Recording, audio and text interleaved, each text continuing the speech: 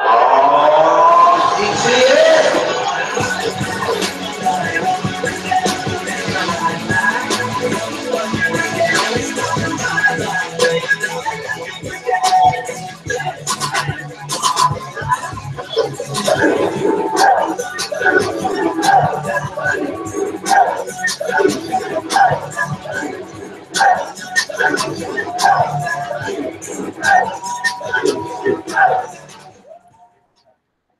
15 now, proud to bring to you the GTS Podcast. Guys Talking Smack, the podcast where we talk about whether Smackdown was a smack up, smackdowner, or a smack in the face. This is your boy EJ the King.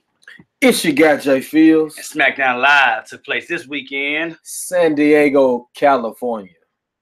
I was to say home of the Chargers, but they lost their damn team. Yeah. They don't have anything. I have nothing. Nothing. They got a zoo. Okay. It's a pretty damn good zoo. My cousin's leaving too. She's a doctor out there. Okay. She's leaving San Diego too. San Diego got some stuff. Well, she's leaving. Oh, damn. Just like the Chargers. Oh, snap. Crack on pop. All right. Well, before we get down with the rundown of the card, J.Fields, do you have a match to watch for? Yes. This is Kushida versus Marty Scurll 2 from Best in the World 2017. Hey, I think that's another match too, though. But okay. Really? I thought you listened to. I hadn't listened to it yet. Oh, okay. I thought you said something. I think. Well, they talk about Glow on RBU too, so that's why I figured. I thought you were talking about that episode. Anyway, I'm sorry. No, I hadn't listened to RBU yet. I will, but I probably when I leave here. But I hadn't listened to it yet. If it is the match, then you got it twice, because Well, you got to hear your point because it was just a really, really good match. One of my favorite matches on the card of Best in the World 2017. I didn't see the first couple opening bouts, but I did see the matches towards the main event, and just damn good wrestling. Like Marty Scurll, enough can't be said about him. Dope ass character, dope ass moveset. You know what I'm saying? And Kushida is like next to Okada as far as top tier matches. I mean, like he's the junior heavyweight Okada. Can't have a bad match with anybody. So definitely check that out. It's on Daily Motion. If you download the app Daily Motion, if you don't have the New Japan, well not New Japan, but the ROH an account with ROH, or you didn't order the pay-per-view on the Fight TV app. On the Fight app, then get Daily Motion. It's listed on there. It's a damn good match. You will not be disappointed. Okay. Pretty sure the link will float around somewhere on the iHeart Wrestling page. Yeah. It's pretty soon this week, or if it's not already on there, So check that out. All right, we got news and rumors. This should be interesting. Still kind of slow, but I dug up some things, because like last couple of weeks we ain't really been diving into news and rumors because it's pretty much been covered on RBU. But anyway, Bayley reveals that she would embrace a heel turn soon. She said her inspiration was Eddie Guerrero's character in WCW. She used to watch him all the time, and how I guess miserable he looked, and heels coming out looking completely miserable and things like that, and to discuss how he sold moves and everything. She said that's pretty much part of her inspiration. I would thought that would have been more of Sasha's inspiration. Since that was her favorite, but I guess, like I said, Eddie was a lot of people's favorite. So, he was so good. He was, man. I just right before you walked in, though, I think he was either on the iHeart Wrestling page or on another wrestling page. I posted. I saw that somebody posted when he had the heart attack, during Smackdown. One of the matches. Yeah, they posted that. I forgot all about it, but just you just wonder if he still had a couple more years, or actually wrestling. Not saying couple more years didn't die, but active wrestling, who he could have locked up with, people just coming in through the door, or just to have his presence on, wrestling period, I'm saying it's been a huge impact. But Bayley definitely needs something new right now, probably. And I can see her with that mean, everything stank look. Yeah, I can see her making that work. No more ponytail, just straight up, just some. I'll definitely embrace it. I'm pretty sure, like I said, she'll embrace it, but I'm definitely, I buy into it because they dropped the ball with Bayley bad. Right. It's a little too soon for it. Yeah. Yeah, but, not right now. Yeah. But yeah. Somewhere down the line, definitely. WrestleMania. Yeah. Do it at WrestleMania. That's close enough. You got a couple months. Maybe, cool with that. Yeah. I mean, like, Raw need some type of shot in the arm because they keep going in the direction I don't quite understand. And I just leave it at that. Yes. I mean, like I said, my Mondays are pretty much chopped in half as far as Raw. But when I get home and turn it on, I be like, man, what is going on here? You see one or two good things and the rest is throwaway. Yeah, cause I completely missed the Samoa Joe and Brock Lesnar segment, but like I went back and saw it and I like good stuff. Yeah, they consistently built that feud. Yeah, excellently. Like damn good booking. But just like Miller said, hopefully they don't do all this build, making it like it's gonna be a dope ass match, and Brock come out there do suplex and the F5 and it's over with. I hope not. I hope because I'm investing in it. Yeah, I've invested in it from the time the bell rang at Extreme Rules and Samoa Joe was number one contender. I invested in it even before I knew where they was gonna go with. Like, but the last 3-4 weeks since Extreme Rules, whew, that's the reason why I'm glued to the TV on Monday. Yeah, Joe is doing a fantastic job. Good job, Joe. Yeah, that's a lot of job. Anyway. Yeah. Yeah. Never mind. In other news, former WWE diva Lisa Marie Varon, aka Victoria, was in attendance last night at Smackdown, and they denied her from going backstage because she wanted to congratulate. This is not the reason, but she wanted to congratulate all the women competitors that was in the Money in the Bank match, and they denied her at the door. No real reason why I can think of, but yeah, that was kind of weird. Especially like I think within the last year she kind of like signed a deal to help backstage and everything. Yeah, I heard she was doing some stuff down at Performance in the NXT too. Yeah, right. But I mean, I can't think of any reason why they deny me. Of course, they know her, and people. I'm pretty sure that she could say, "Hey, get somebody they know me or something." So I don't know what's up with that. The only thing I can think of, she has like a little 5-minute sex tape out. So maybe I don't know. I can't think if that would be a reason either. Because so I mean, they'll let people back. I mean, let people back in after they mistakes. I mean, it was a leak. Like what I'm saying, like she playing his boyfriend or something, holding the phone and. Oh yeah, I remember that. Now I remember that. Yeah. And last but not least, speaking of injury and backstage segments, Tyson Kidd is being transitioned to a non-wrestling role backstage. So. Damn it! I know. I know everybody had their fingers crossed. Damn it, because I read something else. Well, I read this today. According to Pro Wrestling Sheet, Tyson Kidd could be given a role as an agent / producer backstage. Kidd hasn't wrestled for 2 years since seriously breaking his neck during a match with Samoa Joe 2 years ago. So, yeah, I mean, that's one of those people like, he was just getting the ball rolling with his character and everything. And like, it was very interesting and just. Unfortunately, he got injured with Samoa Joe. That sucked. That's like, I mean, because he had a good thing going with Cesaro. Yeah. And of course, he picked up his thing starting back when he went back to NXT. Right. And I loved his character then. And then especially when he got paired up with Natalia. Yeah. Natalia, it was pretty good. So, yeah. Oh, man, I miss Tyson. I think Tyson could have been a serious player. Yeah. Especially like on SmackDown now. Yeah. Especially that mid. I mean, like IC title or US title, or even back to the tag title, you know what I'm saying? Like he could have been a major player. Like, and his character was building with the whole fat thing, like all of that was good stuff. Yep. Moveset, everything. That's all I got in news and rumors this week. Okay. All right. So that's all the news and rumors and the match to watch for. Let's get down with the rundown. So J.Fields, tell me what happened in SmackDown Live this week. All right. So SmackDown Live took place live in San Diego, California. The show kicked off with SmackDown General Manager Daniel Bryan coming down to the ring, basically to kind of pump the crowd for the Women's Money in the Bank match, which led to Carmella coming down and interrupting, along with James Ellsworth, and basically saying that there shouldn't even be a match. She basically just restated what she said in her promo last week about how other people have interfered in Money in the Bank matches, and she should have the briefcase right now, and it shouldn't be dangling over her head. And then James Ellsworth gets in Daniel's face, basically calls him a spineless vegan coward, which leads to Daniel Bryan having him removed from the building completely by security to kick off the show. So he will not be in the building for the Money in the Bank ladder match. Next up, SmackDown Tag Team Champions, the Usos defeated the Hype Bros in a very good match. I'm going to speak about this. I'm going to go and speak about it now. Okay. Cool. I really wish that I could get the Uso matches on SmackDown with sound. I'm Yeah, growing single old. week in a week. Like every week is like for the last 2-3 weeks. Yeah. Like we've gotten Uso matches, and they've been really good matches, but I've gotten them on mute because I've had to sit through the commercials. And it's like this match needs to be majorly on TV. Mhm.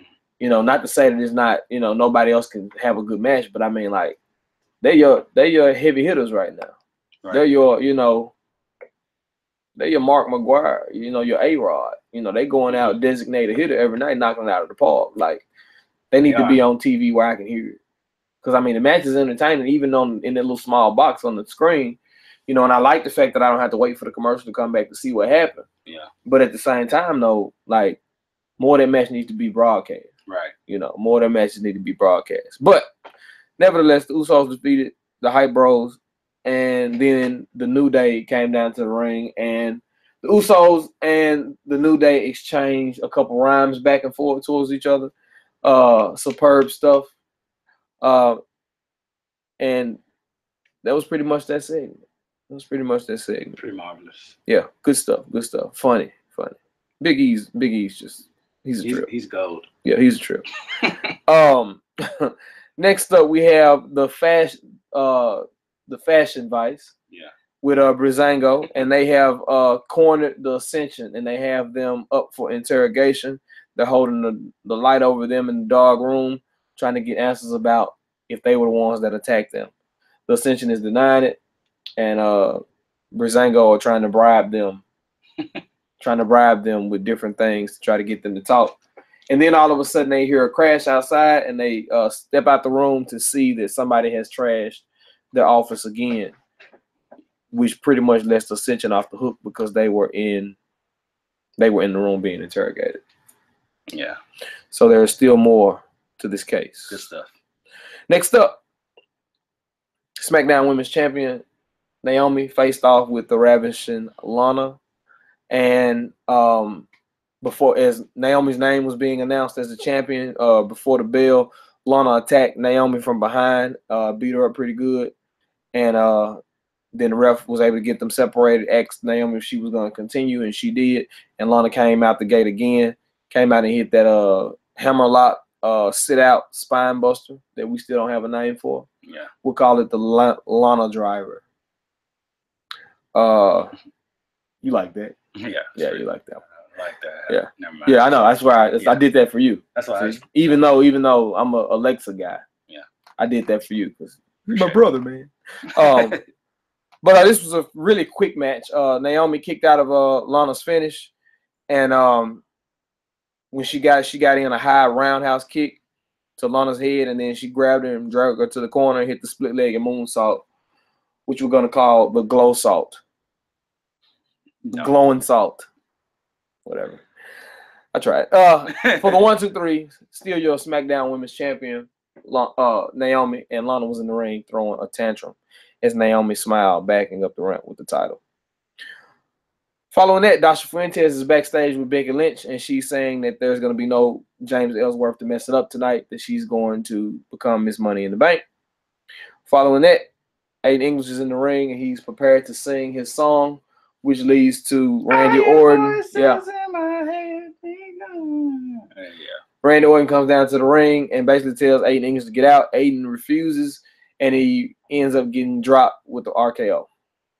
We come back from commercial break, and Randy Orton is sitting in the ring. Basically, now he has hijacked the show, saying he's not going anywhere until he gets his hands on Jinder Mahal, and that he doesn't care what he has to do to get a rematch. He's demanding a rematch for the WWE title because he's upset about what Jinder did to his family.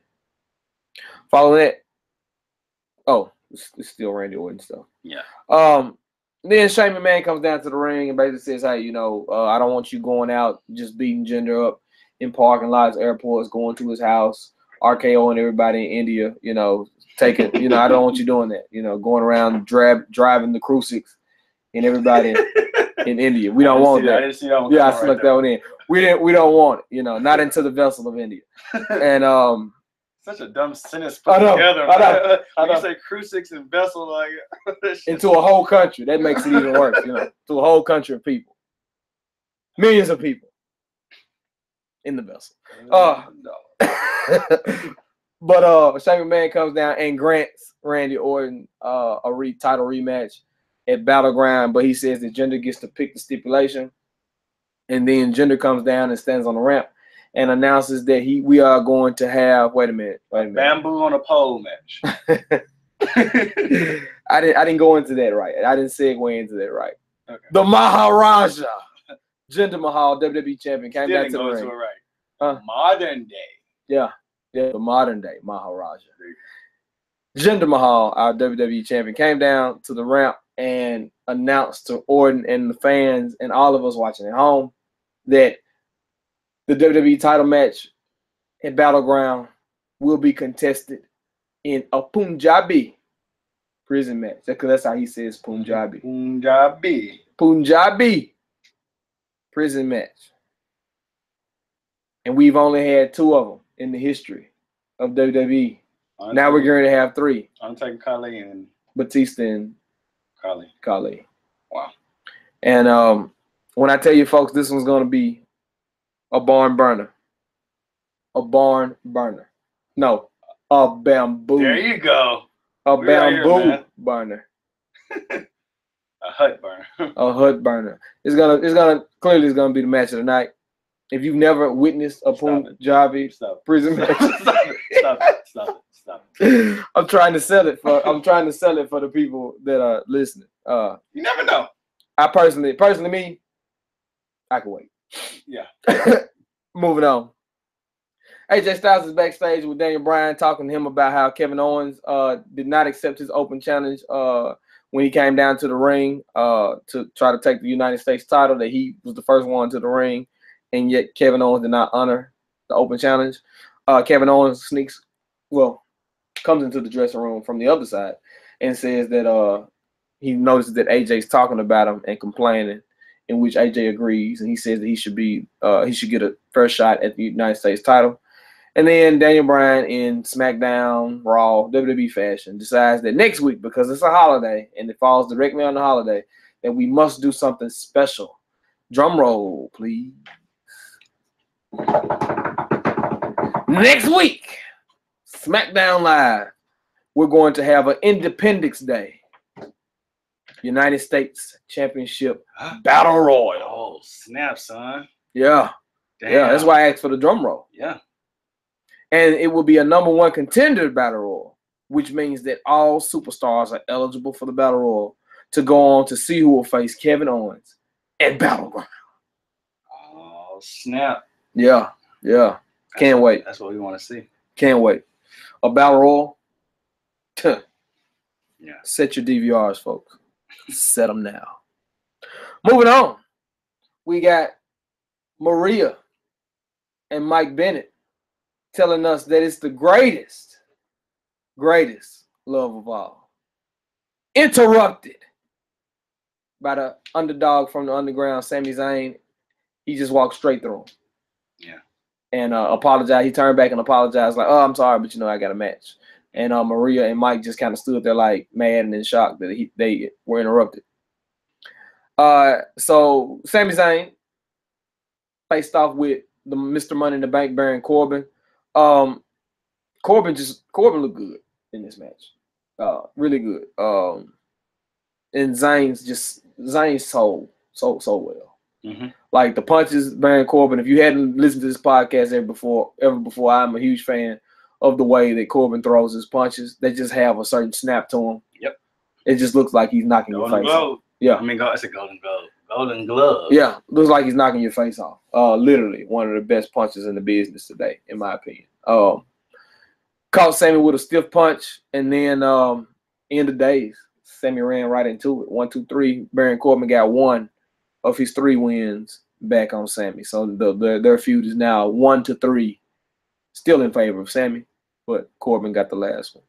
And in our main event, we saw Charlotte, Natalya, Becky Lynch, Tamina, and Carmella all face off. Say it one more time. Carmella, Becky Lynch, Tamina, Natalya, Charlotte, all face off in the second ever Women's Money in the Bank match to determine Mrs. Money in the Bank. And we saw Carmella win after James Ellsworth got involved yet again, but this time he was thwarted. His plans were thwarted by Becky Lynch as she knocked over the ladder and straddled Ellsworth on the top rope. He fell to the outside, but Carmella was able to sneak back in the ring. Cheap shot hit Becky Lynch in the leg because she dropped off the ladder and hurt her leg. Carmella used a steel chair to hit the leg and hit her, knock her out the ring to climb the ladder, and once again become your Mrs.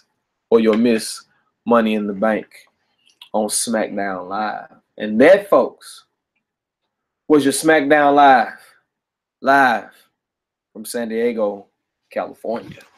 Alrighty. Oh, GTS. It is time for our smack up, smack down, smack in the face. Kicks off with your boy J.Fields this week. So J.Fields, what is your smack up this week? My smack up this week is Carmella. I did not know she had it in her. I thought that she was going to be kind of the girl version of Enzo. You know, rhyming, the fast talking, the rhyming promos and all that stuff like that. You know, I thought she was going to be that because when she first showed up, you know, she was doing the Princess of Staten Island and, you know, she was doing all of that. And, like, that's kind of faded. And even though she's still kind of the Jersey girl, you know what I'm saying, her as a character is coming out more. Her as the person who's Carmella. She's not just a character. She's more of a person now. You know what I'm saying? And from the promo last week to the promo last night, the way she looks in the ring, like her mannerisms, like her, you know, her facial expressions, like everything is just kind of fitting together. You can see that she really understands where to take her character. I didn't get a chance to see Talking Smack. I heard that she was on there, and she, you know, it was a solid appearance on there as well. So just to see her growth in the last year, it's only been a year since she came up to the main roster, and like in a year's time, you know, like I'm just glad that SmackDown's taking a chance on some of the people that we got. She's one of them, you know. So just like she just looks good. I mean, like even some of the spots and moves and things that she was a part of as far as the sequences in the ladder match, whereas you would think like, okay, she's probably one of the, you know, freshest ones in. Like she hasn't been doing it as long. You probably expect her to not be able to perform so well when the big lights on, when the bright lights on. But I think that she really nailing it right now. And with her having the Money in the Bank, that's just gonna make her, you know, that much more interesting to watch. You know, and James Ellsworth is doing a fantastic job, in my opinion, too. Even with the heat, even with the cheers, you know, it's all coming together. You know, so even, you know, I think I said at the beginning that I like the Ellsworth Carmella thing, and it's okay. I'm okay with it. Yeah, you know what I'm saying. I'm definitely okay with it. It's evolved from day one. You know. Yeah, most definitely. Just to chime in, of course, I wasn't gonna smack up, but yeah, you definitely see the growth in her, and like I said, she had what she pointed out some great spots. I wanted to point out one in particular, the one I guess when she was climbing up, she almost had a briefcase, and everybody moved the ladder over to the I said far side of the ring, and like she just turned around, did like a like not a moonsault, but a crossbody, and just landed on everybody. I mean, like, you know, she made it, she nailed it. You know what I'm saying? Yeah. Like she's nailing her character. The only thing I slightly critique on that last night was when she repeated what she said last week about like, you know, how do you break a rule when there are no rules? You know what I'm saying? We got that. You like don't you know, I think we had that we kind of dampered on that when Randy Orton had that cut that nice promo. Yeah, and then he came back next week and did it again. Like, you had us, man. Like, don't overdo it. Because we remember. Yeah, we do. Especially a week ago. You know what I'm saying? But anyway, it was all good just a week ago. About a week ago. Okay, anyway. But yeah, she definitely did good last night. I mean, she's making it believable. And like, I mean, I think they're getting behind her now. So I mean, once she cash in, I don't think it's gonna be. I mean, I don't think it's gonna be too many failed cash ins like there were, you know, a couple years ago, especially for the men. But like, I think they're actually gonna give her a chance. Like, she's the first one, so when she cashes in, she has to get the title. Yeah, she's the first one. She can't be the first one to win it and the first one to not cash in. Yeah, it's a way they can book it, but like, I think they're actually behind her. So I think she actually, when she cashes in, it's actually gonna mean something. Right. But quick note, Ellsworth real deal made me upset when he showed up at the end of the match. I was like, this motherfucker back in this shit again. I legitimately got mad, man. I saw it coming. I saw it coming because it's typical WWE logic. That's what they do. They put somebody out the building and they always find a way to get back in. Because you got to think on Raw and SmackDown, both shows ended with a women's segment. And like for some reason, I just had my fingers crossed and just praying that Paige would have showed up on one of the shows, just did something. Right. And like, I guess I was kind of hoping for something like that to happen. But like I said, Ellsworth jumped at barricade. I'm like, come on, dude. Yeah, Paige never crossed my mind, but it would have been nice too.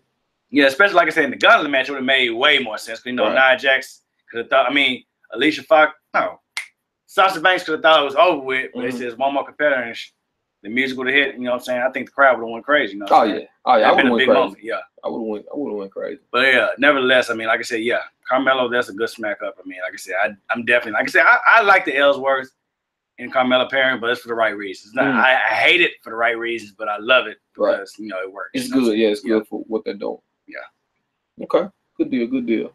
I will say that I wouldn't have minded if Daniel Bryan would have put Ellsworth in a match. Because that's what I thought he was going to do. Yeah, something like that. I thought he was going to put him in a match against somebody. Well, since you want to be so involved, I'm going to put you in a match. I think that would have maybe helped the booking along as well instead of the escort him out the building thing. Because, we just saw that the other week with Dean. You know what I'm saying? It's like they use a storyline, and then like 2 weeks later they do it on the show across the street. You know what I'm saying? It's like we just saw this. He's very good at being annoying. Yeah. Very good. Like, you know what I'm saying? It's the hate for the right reason. He does his character so well with that. Because he had the love for the right reason too. Because he played the underdog role too. So it's funny because he's doing a better job of playing both sides than some of the other people that's been doing it in WWE for years and years and can't play either side too well. But I won't call it a name. Nevertheless. What was your smack up this week, EJ? J.Fields, I'm coming for you. But no, man, my smack up was definitely the New Day and the Usos interaction. Come on, man. Like, how do they constantly keep knocking out of ever since New Day came back, man? They constantly been hitting it out of the park. Usos, they dropped the first bomb on everybody. I can't really go word for word, but that Booker T, the famous promo reference, that sold it for me. Yeah, that started it off right there. That's like when you throw the notepad up in there and say, I'm done. I started tripping, man. That is so funny. Like, I think, what else happened? It was like so many good lines, man. Kofi. Kofi. I know the last thing he said, I can't remember. It was underdraw. Like you underpants because you booty or something like that. Yeah, it was so much, man. Like, it was, and then, like I said, if I can kind of, maybe I won't damper on your near falls, but like, I don't say like promos period was like my smack up because I love the fashion files. Yeah, that was good too. I love they incorporated Ascension in there too. And giving them character, some personality because they didn't have any before. Yeah, it worked. Yeah, because I think they were trying to bribe them with Eddie Money tickets. Eddie Money and the cheese plate. I got 2 tickets to Paradise. Yeah. So we like, I forgot what band it is. But back to the New Day now. Like, next week we're getting a rap battle. And like I said, I think I looked online. A couple people was like, oh, y'all had it going, WWE. Y'all dropped the ball. Now y'all to make it stupid. I'm like, I'm actually interested in this because, they're both great on the mic. And you can tell that they're like, nobody's handing them a sheet of paper. Right. It's almost like they got that Jericho freedom to where they can go out and just play off each other, play off the crowd, you know what I'm saying? Because, Jericho wasn't reading no promo. They couldn't hand Jericho a promo, for the list of any of the other stuff that he's done over the years. So I think New Day definitely, and can't nobody write that but them. Nobody can be creative but them. Nobody's going to hand them that. Same thing with the Usos. Nobody wrote that, it's not paranoia. Nobody wrote that. I think it came straight from heart. That's when you can tell that's when you spending a certain amount of time with somebody. You riding up and down the road, you taking flights, you with that person almost like 24/7, and you trying to build your character. That's you trying to get to the next level, trying to make yourself more marketable. I think that's how it was created. You know what I'm saying? It's just the fact that they can do all that in the ring and don't crack a smile. Like, it's I applaud them because they probably get back there and be dying. Yeah, they probably back there. If I was Jimmy and Jay, man, I would have lost. Y'all got to put the camera on somebody else, man. They finna see me crack. But they also continued their bars with Sweet D, that's Daniel Bryan rap name or whatever, on Talking Smack, and like they pretty much preparing. I mean, they're entertaining. I enjoy it. It's one of the things I look forward to every week. And like I said, ever since I knew they came back, I mean, they've been refreshing, and I enjoy everything they do. So, like I said, it should be good. Yeah, the time away makes the heart grow fond. Yeah, because we getting a break between. We got a good 2-3 month break. Yeah, from the last time we had saw New Day doing anything. I think it was a week after WrestleMania, and that was it. 2 weeks. 2 weeks after WrestleMania. Yeah, they fought, and then they fought the second match, and that's when they took them out. Yep. All right. Well, it's that time. When we take that turn. So, J.Fields, what was your Smackdowner this week? My Smackdowner this week was the SmackDown Women's title match between Lana and Naomi. Okay. And the reason being is because, and this is going to happen again here in a few minutes. So it's just kind of a prelude to what's coming next, I suppose. Uh-oh. But you had me already the first time you did this match. Yeah. Because I didn't go into it really knowing what to expect. I didn't know whether to expect Eva Marie or expect Lita and Trish. You know what I'm saying? I didn't know what to expect. And I got more Lita and Trish out of that match than I expected to. At Money in the Bank between Naomi and Lana the first time. Right. Really good match. I'm like, solid. Damn good performance. And maybe it's just the way my mind works these days. But when you give it back to me a week, a couple days later, a week later, or whatever, because you say we got to have a Money in the Bank rematch tonight, and I see it again and it doesn't live up, then I'm disappointed. And I was extremely disappointed in the way that this match was booked. Not that the match didn't have its moments, that it didn't look good. I mean, Lana still looked good in the ring, but the fact that she got squashed. She got squashed this time. Yeah. And she got the upper hand. Right. She did better facing Naomi head up than she did facing her after a sneak attack. Right. I don't get that. Yeah, it's bad booking.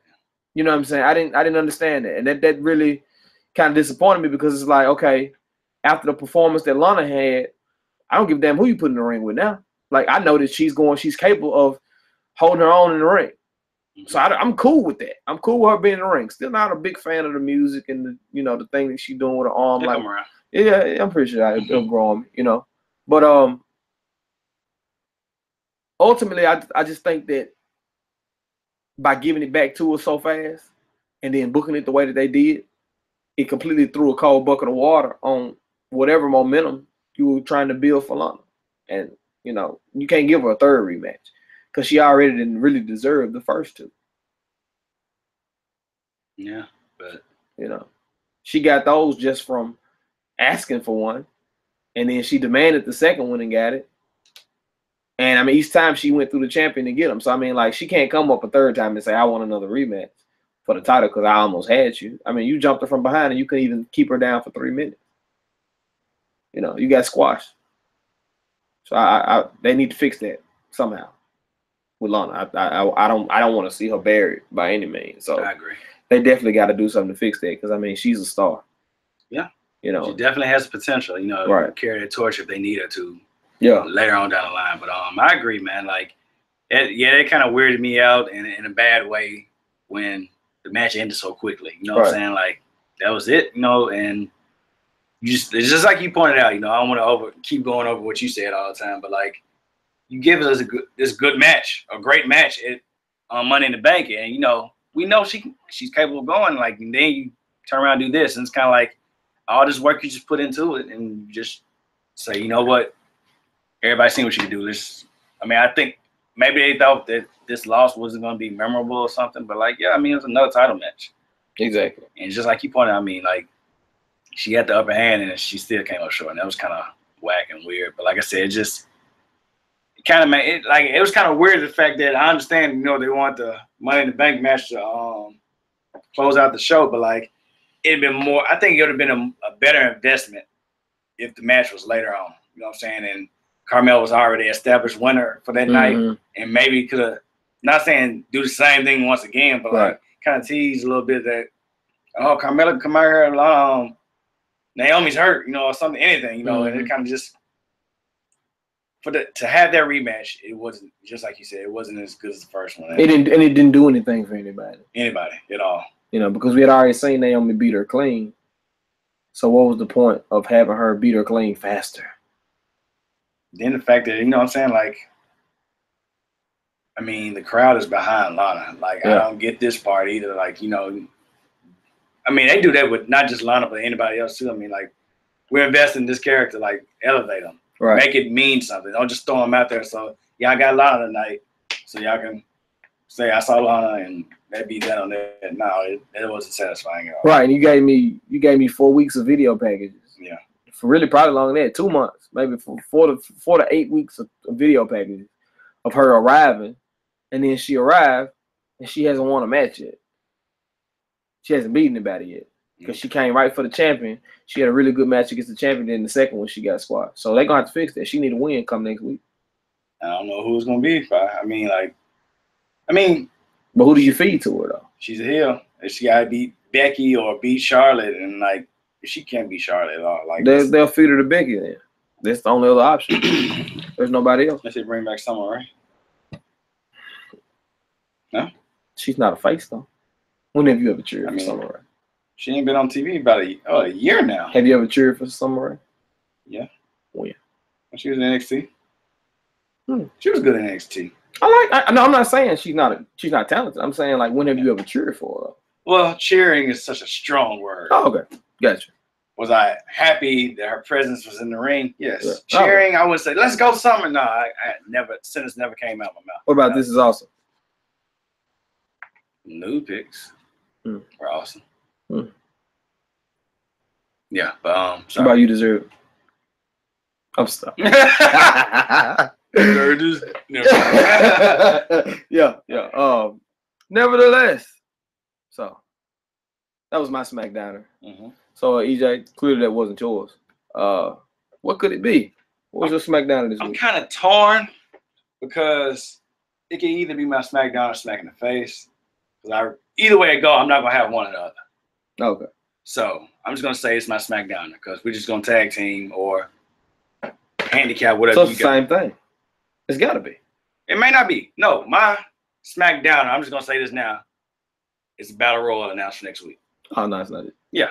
But basically that's it. I mean, after all the beautiful GTW segment we had, and week after week we just talk about the the importance of the US title or the lack of, you booked it week after week, and they go exactly, and all things they take out of the podcast, they take that and do the complete opposite. Yeah. And do the Battle Royal. Yeah. And we just announced last week or the week before how annoying this is. Yeah, it is extremely. And the fact that, AJ is involved in it. That's the thing that hurts me the most. That's the thing that pisses me off the most. Is AJ Styles involved in it. And they more likely gonna throw Nakamura in there. And that shit sucks. They have no reason at all to be in that ring. I hope Nakamura's not in there. I mean, I can't see no reason why they wouldn't put him in there. Who is AJ gonna battle in that Battle Royal? I know. Triangle Power. Eric Rowan. Oh man, I forgot about him. I can't wait to see him next week. Hope he gets an intro. Then we get Luke. Was that last week when we got Luke? Yeah. See? Hopefully we get an interest from Eric Rowan next week. Nope. He's gonna come back on. He's gonna be in the ring. He already been in the ring. But yeah, it's just like, damn it. It's just all the talk we did, and they're still going with this Battle Royal. And like, for the fact that they're making a Independence Day Battle Royal and John Cena's making his return, I think that's my Smack in the Face. John Cena coming back. I'm sorry, I jumped the gun, but anyway. He's a free agent though, so we don't have to put up with him. But he's gonna be on SmackDown next week. Yeah. That's not what I like. On our 50th episode, he's coming back. So I guess we can guarantee what my Smack in the Face is going to be. So more than likely. Yeah. Future booking. Yeah. But yeah, I just hate the whole idea of the Battle Royal once again. And if you want to hear the reasons why more in depth, check out the last couple of podcasts. But just like you said, man, do these tournaments. It doesn't have to be a 4-way for the number one contendership. You got 3 weeks now. Let people build up wins, and let the week before a battleground say, I'm going to determine who's going to be the number one contender based on performance or records or anything. You know what I'm saying? I had a new idea. It hit me today on my drive down here. I was like, what if they did a tournament where you win, everybody wins, the first round is done, you put 16 guys in the tournament. First 16 you get 16 in, then you go to 8. And in the second round, instead of letting the brackets be locked, you randomly mix all 8 up. And each round, you mix up the bracket to where, you never know who you're going to face each round, regardless of the bracket. Make them draw a number or something, yeah. You don't have to be that cheesy, but yeah, I dig it, you know what I'm saying? Yeah. Nothing so predictable, you know? Yeah. That would work. Because I was looking at the New Japan tournament for the IWGP United States title, and I love the tournament. I've already picked out a couple matches that I'm hoping I get to see. Jay Lethal, Kenny Omega. I really want that. Yeah. And that'll be the second round match. Zack Sabre Jr., Kenny Omega, that'll be a finals match. Or Naito and Omega, that'll be a finals match. Omega ain't anybody. Naito and Zack Sabre Jr. Anybody versus Omega in this tournament would be amazing. Nothing short of amazing. But I was looking at that, and that's where I got an idea from. I'm like, what if they each round they just mixed them back up together and re-bracketed them? It would be pretty cool. But yeah. So I'm with you on the booking of the United States title because it's the poor man's title. It gets no love. It's more off the inspiration of what you said last week. Because when you look at it, nobody wants that title. Nobody. We got to get a battle royal going just to see who wants it. And it also sucks that AJ wants it. Not saying that. I understand it, but same time, you can't go from AJ Styles was the WWE champion at the beginning of this year to I got my eyes on the U.S. title since January. He should be saying the outcome of that Punjabi prison match, I want the winner. Right. Anything like that, but just everybody is leapfrogging over that title and going straight to WWE, or they're not paying attention at all to the U.S. title. It kind of. I just don't understand how you can have a WWE champion and only one person at one time wants the title. I don't get it. Just like you said, you have multiple people in it. Once again, going back down that road, Attitude Era, that everybody wanted that damn title. Yeah. Everybody. People who's on teams together. Yeah. People who hate each other. Rivalry. Make the rivalry even better. But it's so much they can do. When their common ground meets in the middle, these two who really hate each other, but now they got something on the line to be champion. Let them fight, for the number one contender. There's so many things they can do but the Battle Royal. I already knew it was coming up when Daniel Bryan started getting excited, talking about, next week for the 4th of July. I'm like, oh, shit, here we go. I actually thought he was going to say he had to fight John Cena next week or something, but yeah. I don't understand why we because it's not going to do anything. Once again, the Battle Royal is not going to do anything for any of your talent. Nobody. Yeah. It's not going to get Ty over. Where's Ty? Yeah. Brought him up. Nobody. I was watching. What was I watching? I was watching Monday Night Raw, the gauntlet match. Nia Jax kept throwing Sasha outside the ring. Hardly anybody was doing the 10. She was waiting for the count out. She threw Sasha out the ring 4 or 5 times and trying to get Sasha counted out. And hardly anybody was doing the 10. Yeah. That thing was so hot. 3 months ago. Yeah. And now look at it. Completely dead. Somebody in the crowd last night had a milk carton on it and had his picture on it and said missing. Have you seen him? Yeah. I'm dead serious. I don't get that. He's doing, but as I read the reviews and stuff of the show, he's doing dark matches before SmackDown comes on and stuff like that. I'm like, why? We don't have anything. We don't have a storyline for him. But no offense, but it's so many things you could do. It wasn't a bad show last night, but it's so many things you can sit there and say, you know what? We don't got to see Baron Corbin versus Sami Zayn again. We already seen it plenty of times. Right. No, we didn't have. I mean, I actually forgot that Dolph Ziggler wasn't involved last night either. I mean, give me Ty versus Dolph. You know, anything. You know what I'm saying? Aiden English was on TV. Yeah. Waste. Yeah.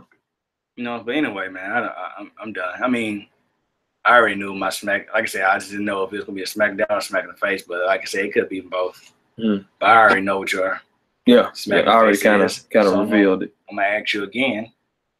Well, I'm gonna ask you, J.Fields, what is your Smack in the Face? My Smack in the Face was the second Money in the Bank ladder match in 1 week. This one did not live up. It didn't. It did not. It did not live up. You know, and I said this last week. You know, I said you should just let Carmella remain Money in the Bank. She already had the heat. I don't think by her winning clean added more heat to her. She already had it. Right. She already had it. If you would have let her remain Money in the Bank after Ellsworth went up there and climbed it, that would have added so much more heat. Because that would have turned, and that would have potentially made that heat transfer from Anger and Daniel Bryan for not taking it right on to Carmella. You know what I'm saying? Even additional to her pulling down the briefcase at Money in the Bank. But this one just didn't have. They tried. You saw them trying. It was a couple different spots throughout the match that I was like, they didn't do. Yeah, I mean, like it was a different match. Was it a different match? Yes, but it was not. It was not as good as the one they did. No, it wasn't. I mean, also because it was first time, and then now you're trying to repeat it. And it's like I remember, like we just said, we remember the first match. Too soon. And it would have been different if we would have had this match at Battleground, another Money in the Bank at Battleground to determine the Money in the Bank, because there would have been a whole 4 or 5 week gap between the pay-per-views. You know what I'm saying? But now you're telling me, well, we're gonna have another one. You know what I'm saying? A week from tonight. And I just saw one, and I thoroughly enjoyed what I saw the first time. And then you come back and give me the same thing, and I just felt like the match was just super. It was just suplex heavy, a lot of damn suplexes. I don't really feel like they used the ladder enough. You know what I'm saying? It just the match itself just did not play out. It was like it was more. Let me pull her off the ladder. Let me They didn't take any risk. It was light. It was light in comparison. I will say the Charlotte spot with Tamina pinning her under the ladder. Yeah, that was pretty. That was pretty. I like good. That part. I like that. I like that spot. That was one of my favorite spots from the match. Then Natalia powerbomb was nasty. It was sick. Oh yeah, she down there photo taking. Yeah. It was sick. But I mean, like I said, it wasn't a bad match. It just didn't live up to the lure of the first one. I was about to say that. Yeah, like if you comparing it to the first one, it wasn't good at all. I mean, as good as the first one, but like. It was a decent match. It was watchable. It was entertaining. It was a good main event. But like, they try to recapture that same magic. And I also want to give a shout out to, besides that whack ass snooker splash she did, Tamina looked awesome last night. She showed, she pretty much showed that badass we wanted to see when she first came back. You know what I'm saying? Right. Like she pretty much was taking out everybody's super kicks. Flipped the ladder over. Or she was on. I mean, like. They made her look like kind of how Nia looked on Raw. So I mean, it's like, I enjoyed how they booked her. You know what I'm saying, and everything. But like, just like I said, on your point is that, it's too soon. It happened, and we already have the same match fresh in our brains of what happened last time. And like that match was amazing, and the outcome was, controversial, and it worked. You know what I'm saying? For the bad people talking, to redo it and have the same result was kind of like. What was the point? What did it do for anybody? Yeah. It's like it didn't do anything. It didn't elevate any of the 5 women. If anything, it didn't really elevate Ellsworth. No. Carmella was already rising because she got the country. It was controversial. You know what I'm saying? But I guess they wanted to fix the controversy by having her win clean. I just didn't get that far. Yeah, like I said, you have to. I'm curious to see if they actually was that in the plan. Like, did they plan to have a rematch for the Money in the Bank, or did they get so much negative heat? They said, let's just do it this way. Right. And like, if they didn't plan it like that, that's even more. No, I say for them to plan it this way was even dumber than they have no idea and trying to fix it. You know what I'm saying? Right. Because like that heat is what you use. Like I said, I've been watching Glow right now.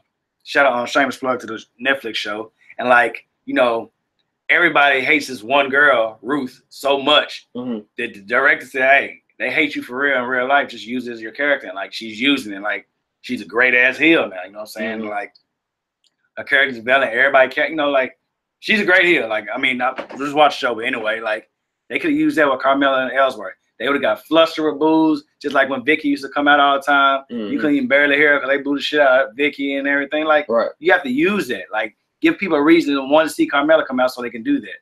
And like you kind of dampened it down, like letting her win it the right way and whatnot. And yeah, they kind of just like your famous word, threw a bucket of cold water over it. You know what I'm saying? Ice water on it and pretty much killed the flame. Yeah.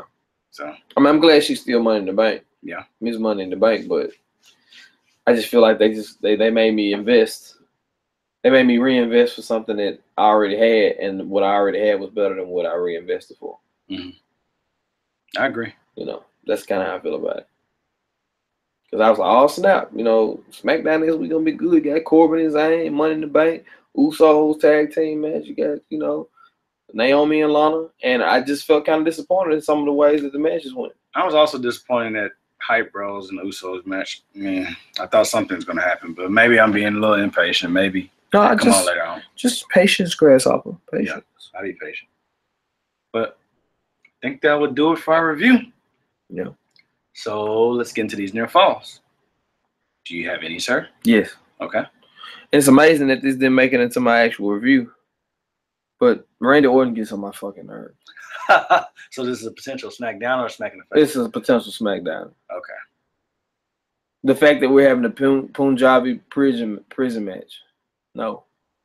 The fact that Randy Orton is now so mad because somebody grabbed his father. Nobody beat him up. Nobody beat him up. Just jacked him up a little bit. Grabbed his shirt, pulled him out of his seat. Fixed his collar. Yeah, fixed his collar. And you just so mad. I'm angry. Like, dude. Like, what? like, damn. What? I'm mad.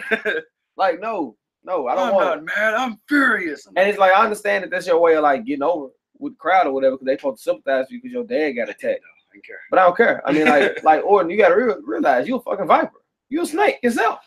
I mean, some of the stuff you've done, like I was watching they had a video up on WWE talking about the worst, like some of the meanest turns or whatever. Like Randy Orton RKO Dusty Rhodes, and Cody couldn't even, you know what I'm saying, didn't even beat him up. Oh yeah, because that's when he was with Legacy. That's when he was with Legacy. Yeah. It's like, dude, you RKO'd this dude dead in front of him. Yeah. And he didn't even beat you up for it.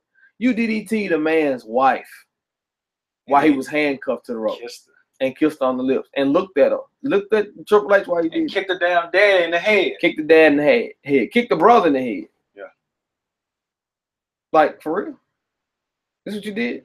You RKO Hulk Hogan on a car, on the back of a car. That was beautiful. She was funny. Funny as hell. Beat up John Cena dad.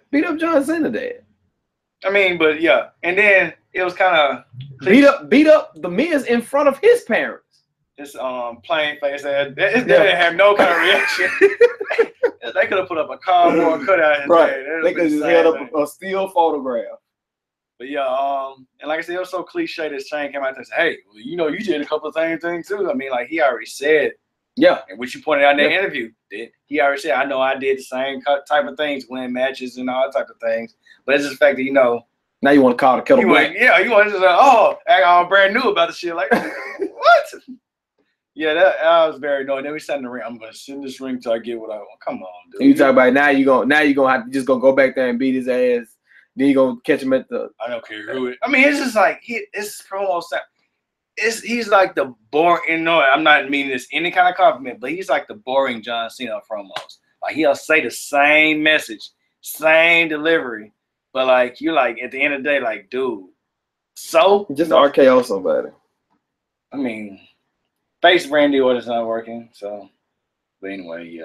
No, it's not. I digress. Like I said, they making. Like I said, Jinder's an easy heel to make Orton a really decent face. I be on and off with Jinder though, man. Like 1 week I'd be like, okay, cool. I can dig it. Then next week I'm like, dude, you boring. Then next week I'm like, oh, I love and like I'm kind of it's a love-hate relationship right now. Like, cause this week I like Jinder.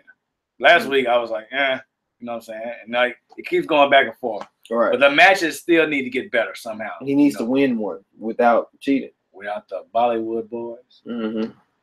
Whatever. Yeah. But what about you? Did you have any near fall? No, I guess I think I just hit my near fall was like pretty much I already kind of tapped on it. It was Fashion Files. Tapped on. Yeah, that was pretty good. I mean, I enjoyed that. I was glad we got Mike and Maria. Even though, and clearly we know where they're going with that. Mm-hmm. Sammy and Mike. Yeah. That'd be nice. Yeah. I'm ready. And like and to be honest, like Mike doesn't need that win first. I know that's what they're trying to do. They're probably gonna give it to him and beat Sammy. Let Sammy get this win. Mm-hmm. You know what I'm saying? Just do something different. Flip it on us, Right. That's what I'm looking for, you know what I'm saying? But yeah. It'd be something that we can add a layer to Mike's character if he loses first. And we forgot about Maria. Maria getting the ring pretty soon later on. Yeah. Maybe not too soon right now, but like later on. Well, she doesn't mind getting physical. Yeah. You know, she did some stuff on ROH. She did some stuff in New Japan, and like I said, she actually wrestled a couple times for TNA. So this is random. I watched for some reason, I don't know why, I think it was advertised, but I watched the Table for Three with Kelly, Eve Torres, and Maurice. It was pretty good. I was intending to catch up on some of that stuff. I've been listening to more music in the car here lately. Yeah. You know what I'm saying? So I hadn't really been doing a lot of podcasting and WWE talking smack, stuff like that. I think it was Saturday when I watched NXT. That's when I saw it. I was like, okay, check it out. It was pretty good. Interesting things, you know what I'm saying? Like I told you about the Maurice and Nikki Bella incident. That's real talk. Like, actually really went down like that. Like they supposed to made an agreement to come back, and Nikki and Bray pretty much jumped the gun and said, "Oh, we took this deal, instead of coming back all together, And Maurice took it the way she did, Right. But yeah, good stuff. Okay. But that's all my near falls. Okay. So, do you have a GTW segment? I do. All right. It's just a question. Plain and simple too. Yes. This is. I was playing. I'm sorry. Yes. That's exactly how I feel. Looking, since we don't get a chance to talk Raw often, let's talk Raw. Raw talk. Okay. Raw talk. Two people that I want to ask you about. Bray Wyatt, Samoa Joe. We'll start with Bray. We're going to get him out the way. Bray Wyatt loses this feud against Seth Rollins. What do they do with him next? Number one, I'm just going to point out the fact that I forgot. That's one part of Raw I didn't watch. Mm-hmm. I heard about it through the RBU review they just did this week. And I didn't know they was actually still really going forward with this feud. Because like I said, the last couple of weeks I've been in and out on Monday Night Raws, you know what I'm saying? So I didn't know how invested they were into this feud. But being that Seth is more than likely going to win this feud, I mean, I think the Bray ship has sailed, man. I mean, I can't. It's so. I mean, I thought about this the other day too. It's the fact that, and we say this a million times, and there are a lot of people, other people say it, but Bray should have been a guy that broke this streak with Undertaker. Yeah, no doubt. At all. I mean, nobody else. No, I can't think of anybody else right now. It should have been Bray, because like even though with that streak, him breaking the streak, all the bullshit they got him putting through now, he wouldn't be going through it. You know what I'm saying? And the fact that they constantly dropping the ball with the title he dropped, and being in a feud with Roman Reigns again and all these other type of things, and losing and playing all these. I mean, like, I'm turned off of Bray. Like, I don't know what they can do with him though to save him. Like, I don't think it's chance. I mean, for them to get that same grass he once had on everybody.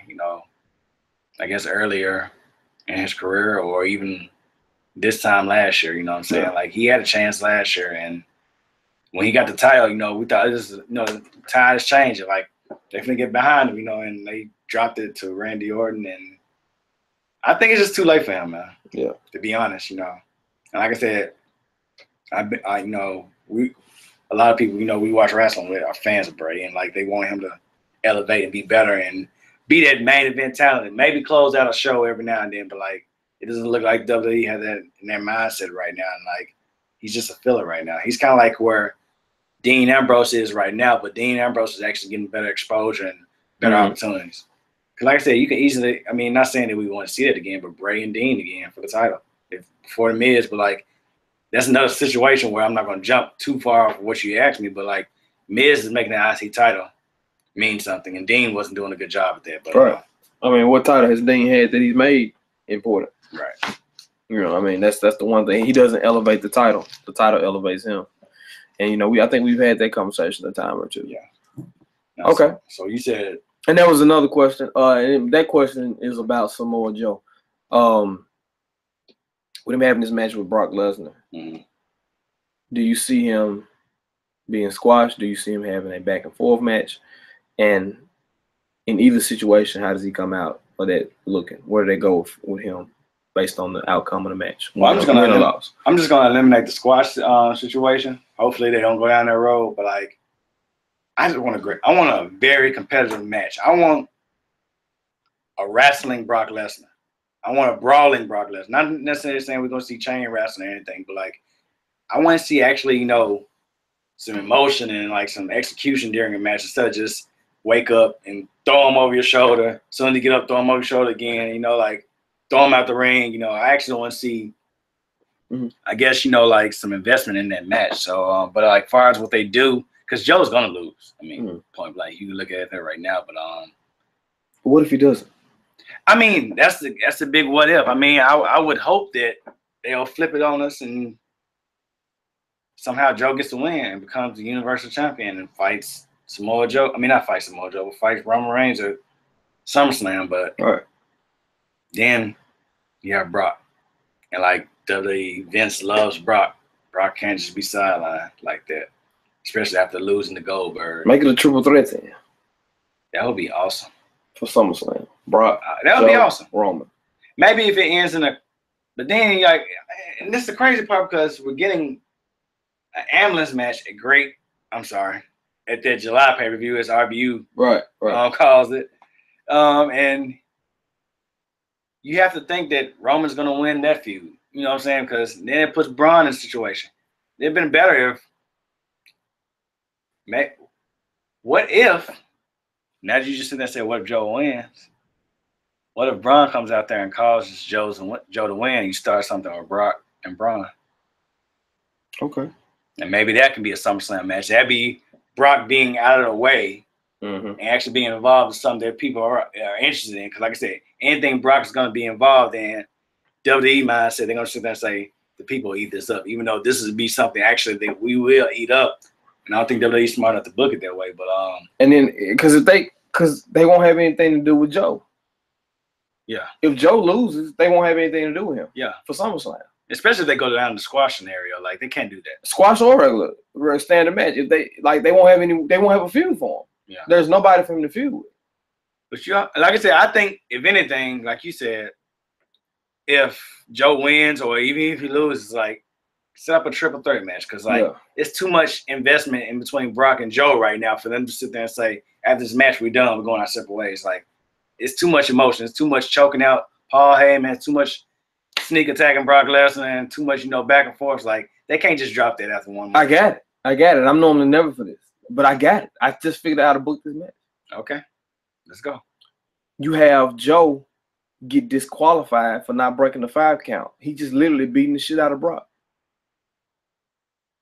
That's genius. He gets disqualified for taking the fight to Brock. Taking it too far with Brock. Brock doesn't look bad. Joe looks even greater. That shit'll be great. And Heyman gonna be on ringside more than likely too. So Heyman can even play a factor of getting to Joe's head and making him upset, and he actually goes overboard on Brock. Yeah. Like he gets in the coquina clutch, he won't break it. Yeah. Or he just jabs the shit out of him over and over again. Hopefully they don't do nothing stupid as Joe is choking out Heyman outside the ring, gets counted out of some bullshit like that. No, it's got to be on Brock. Yeah. Whatever happens, it's got to be on Brock. But I love to see a DQ. I think that's a good route to go to keep it fresh, and they can do it again, and they can just add Joe to the triple threat at WrestleMania. I mean, but this not WrestleMania, but SummerSlam. this thing Sterling and Miller talked about a lot of times too is the fact that like WWE can't be scared to pull the trigger and just letting people go out there and put on a good match. Because I feel they both are capable of putting on, not sitting there saying it has to be like a 5-star, but a very entertaining brawl like match. And they sit there and say, oh man, it's crazy. You see, he just got suplexed outside the ring from the top rope. Anything. Right. They have the ability to do that. And they have the ability to take them bumps. Especially with Brock. You know, Brock like a fucking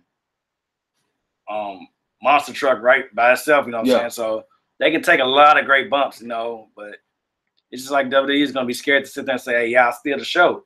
And like I said, this is going to be the main event more than likely. So it's got to be. You know what I'm saying? Just like. You don't bring Brock back to go in the middle of the card. Shit, man, you never know. Roman Reigns is on the card, Ed. We'll have an ambulance match. And I'm standing on top of the ambulance, holding his hands up. But anyway. They could go in that direction, though. But I do like your idea, you know, as far as like him just not breaking the 5 count or anything in that aspect, you know, like I said, Heyman is going to get involved somehow. And hopefully, like I said, this is still too much invested for them to sit there and say, after this match, y'all done. We're going in another direction. Like it has to, this is something like every other feud in WWE doesn't just get dropped off in 1 month. So they definitely shouldn't do it with this one. And we definitely don't need Brock carrying that belt for too long. No. His goal was to take it off of Goldberg. He was the only one that could take it off of Goldberg. They ran that long, drawn-out ass feud. Mm-hmm. You know what I'm saying? From what? SummerSlam to WrestleMania? Survivor Series. Yeah. Yeah. Survivor Series. Yeah. They definitely, like I said, they definitely should do it. I thought he came back at SummerSlam. Survivor Series? That was his first match at Survivor Series. Because they remember the big deal. I remember Goldberg beat him twice. He beat him at WrestleMania. Then he beat him at Survivor Series. And he lost to him at WrestleMania. Okay. Yeah. He beat KO at, was it Fastlane? Fastlane. Yeah. What did Brock do at SummerSlam? What did he do? Oh, Undertaker. Was it Undertaker? Orton. Oh, yeah, that shit. I watched that the other day. You're right. Yeah. But, yeah, I think that would be a good way to book it. Wait. Book it! Okay, that's all I got. All right. Well, that was good. That was a good segment. So, man, we're only 66 minutes in. Short show this week. Yeah. You didn't have a smack in the face. Yeah, I didn't. That was your stomach. Yeah. Did y'all hear that? Okay, anyway. That would do it for the show this week. This is episode 49, so that means next week, which you pointed out earlier, it will be our 50th episode. Non-stop. 50 straight weeks of GTS. Like you would think that 1 week we'd be like, you know, we're gonna record it next week, and no. We didn't get lazy out here. No. We stayed to the task. Very committed. This is true. So next week, the plan is to go live next Wednesday. Since next Tuesday was going to be the plan to go live immediately after Smackdown, but yet it's a holiday. And I'm pretty sure y'all don't want on a holiday to come and sit in front of a computer or in front of your phones and listen to what we got to say, even though y'all probably do. But I mean, anyway, we're going to continue the 50th episode on Wednesday, and our comrades Sterl and Ince Miller are going to join us, and we should have a pretty good show. We probably have something special. We're going to try to huddle up and try to come up with something good, you know, to entertain for everybody. Maybe a couple poll questions, take some live questions, you know, see who you want to, how we look at things, you know, as far as the booking and creative or whatever. So stay tuned for that and details on the iHeart Wrestling page. Also on the GTS page on Facebook, YouTube, Twitter, and Instagram. Check out 1559 for other podcasts such as RBU, MWT, Lace 'em Up, Equal Options, Studio Flow, Mac and D Talk TV, and The Rundown. And click on the Amazon link to support the site. And if there's nothing else, this is your boy EJ the King. It's your guy J.Fields. And we are out this beat. Hello.